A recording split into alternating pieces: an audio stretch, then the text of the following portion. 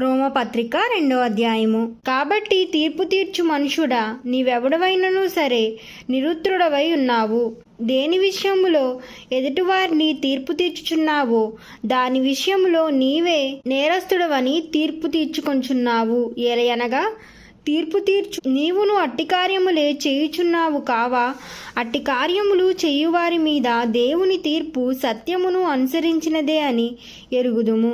అట్టి కార్యములు చేయువానికి తీర్పు తీర్చుచు వాటినే చేయుచున్న మనుషుడా, నీవు దేవుని తీర్పు తప్పించుకొందువని అనుకొందువా? లేదా దేవుని అనుగ్రహము మారు మనసు పొందుటకు నిన్ను ప్రేరేపించినదని ఎరుగక ఆయన అనుగ్రహైశ్వర్యమును సహనమును దీర్ఘశాంతమును తృణీకరించదవా? నీ కాఠిన్యమును మార్పు పొందని నీ హృదయమును అనుసరించి ఉగ్రత దినమందు అనగా దేవుని న్యాయమైన తీర్పు బయలుపరచబడు దినమందు నీకు నీవే ఉగ్రతను సమకూర్చుకొనుచున్నావు. ఆయన ప్రతివానికి వాని వాని క్రియల చొప్పున ప్రతిఫలమిచ్చును. సత్క్రియను ఓపికగా చేయుచు మహిమను ఘనతను అక్షయతను వెదుకువారికి నిత్య జీవమునిచ్చును. అయితే భేదములు పుట్టించి సత్యమునకు లోబడక దుర్నీతికి లోబడి వారి మీదికి దేవుని ఉగ్రతయు రౌద్రమును వచ్చును. దుష్కార్యము చేయు ప్రతి మనుషుని ఆత్మకు మొదట యూదునికి గ్రీసు దేశస్థునికి కూడా శ్రమయు వేదనయు కలుగును.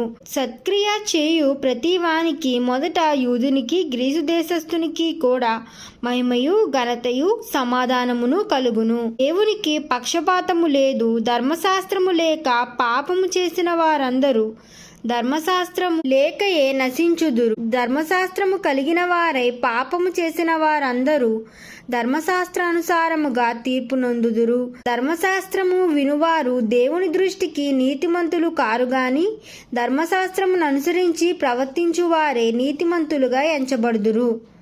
ధర్మశాస్త్రము లేని అన్యజనులు స్వాభావికముగా ధర్మశాస్త్ర సంబంధమైన క్రియలు చేసిన ఎడల వారు ధర్మశాస్త్రము లేని వారై తమకు ధర్మశాస్త్రమైనట్టున్నారు.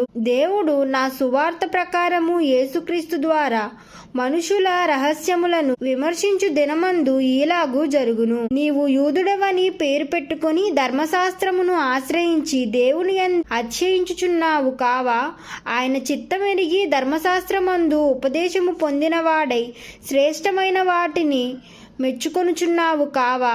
జ్ఞాన సత్య రూపకమైన ధర్మశాస్త్రము గలవాడవై ఉండి నేను గుడ్డివారికి త్రోవ చూపువాడను, చీకటిలో ముండువారికి వెలుగును, బుద్ధిహీనులకు శిక్షకుడును, బాలురకు ఉపాధ్యాయునై ఉన్నానని నీ అంతట నీవే ధైర్యము వహించుచున్నావు కావా? ఎదుటివారికి బోధించు నీవు నీకు నీవే బోధించుకొనవా?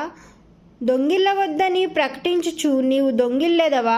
వ్యభిచరించవద్దని చెప్పుచు నీవు వ్యభిచరించదవా? విగ్రహములను అసహించుకొనుచు నీవు గుళ్లను దోచెదవా? ధర్మశాస్త్రము మీరుట వలన దేవునిని అవమానపరిచెదవా? వ్రాయబడిన ప్రకారము మిమ్మును బట్టియే కదా దేవుని నామము అన్యజనుల మధ్య దూషింపబడుచున్నది.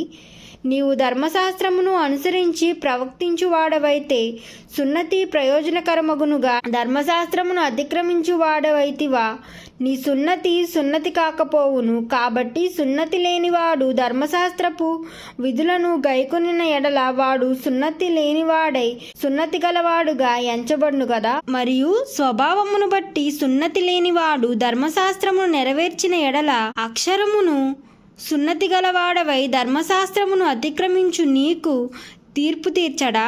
బాహ్యమునకు యూదుడైన వాడు యూదుడు కాడు. శరీరమందు బాహ్యమైన సున్నతి కాదు. అయితే అంతరంగమందు యూదుడైన వాడే యూదుడు. మరియు సున్నతి హృదయ సంబంధమైనదై ఆత్మయందు జరుగునదే గాని అక్షరము వలన కలుగునది కాదు. అట్టివానికి మెప్పు మనుషుల వలన కలుగుదు, దేవుని వలనే కలుగును.